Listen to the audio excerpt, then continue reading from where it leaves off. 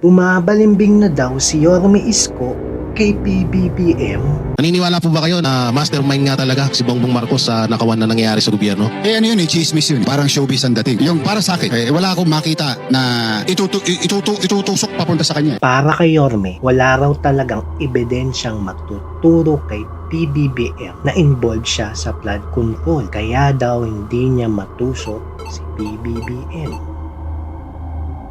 Di naman kasi kailangan tusukin ni Yorme si PBBM eh. Kaya naman ni PBBM tusukin yung sarili niya. Aside from the 18 ex-marines na binabaliwala nila at sa statement ni Zaldico na binabaliwala rin nila at sa report ng ICI na hindi naman natin nakita, hindi rin naman talaga ako positive na independent talaga yun. Aside from those, wala naman talagang ebidensya. Pero Yorme, let's follow your logic. Yes. Sabi niyo kung nagkamali yung isa, tinuro sila nito, tapos hindi niyo inaksyonan, kayo may kasalanan. Tama. Ganun na nangyari. Si Zaldico may kasalanan, hindi inaksyonan ni Romualdez, so si Romualdez ang tinuturo. Ay alam naman natin, whether we like it or not at we deny, si Romualdez hindi naman gagalaw yan ng walang basbas ng presidente. So there is a corruption from bottom na nanggaling sa Kamara. Imposible namang walang kinalaman ng presidente. May tinatawag kasing by association. Minsan pag na-associate ka, for example, si President Marcos, pinsan si Speaker. Tama, by association. Di ba yan din naman ang ginawa sa akin. Katabi ko lang si Joma. Anong tawag na sa akin? Is komunista. This is where it gets interesting. Yes, if someone asks you for a picture, tulad nga nung sample niya, may picture sila ni Joma Sison, doesn't mean na komunista na rin siya. Tama naman, tulad ko. Dami nagpapapicture sa akin na artista. Hindi ibig sabihin na artista na rin ako.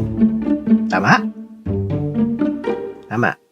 Pero, comparing it to being a president that proposes the budget, tapos yung pinsan mo na House Speaker, i-review niya muna ito, can realign funds and add insertions, then sabay come with Senate, gagawa ng final version, then babalik sa presidente para pirmahan at mag-veto.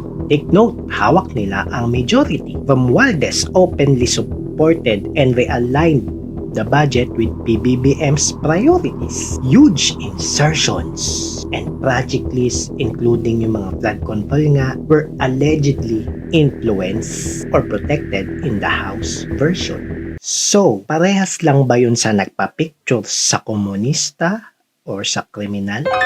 Kaya ako hanggat maaari, sa gulo ng mundo, sa hirap ng buhay ng tao, kung talagang halimbawa, ikay may hawak na ebidensya, instead na i-press con mo, file mo ng kaso. I-file mo talaga, intuluyan mo at ayaw mong musgado ang magsabi kung ang hawak mo ba'y mabibisa, kung ang akusasyon mo ba'y tama. I agree with this, but this is oversimplification. In reality, mahirap kasuhan ang nasa kapangyarihan at ang may hawak ng sistema. So, bumabalimbing na ba si Yorme kay PBBM? He is positioning himself as reasonable alternative leader. Hindi siya anti-PBBM, hindi na naman siya pro-PBBM, pero acceptable to the PBBM's camp. That's coalition positioning. Soft alignment without formal allegiance. So here's the question. Neutral ba talaga si Yorme? Or this is calculated move para manatiling acceptable sa magkabilang panig? Yun lang, and that's how I break it down.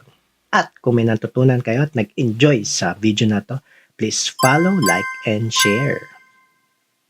Yun lang ulit.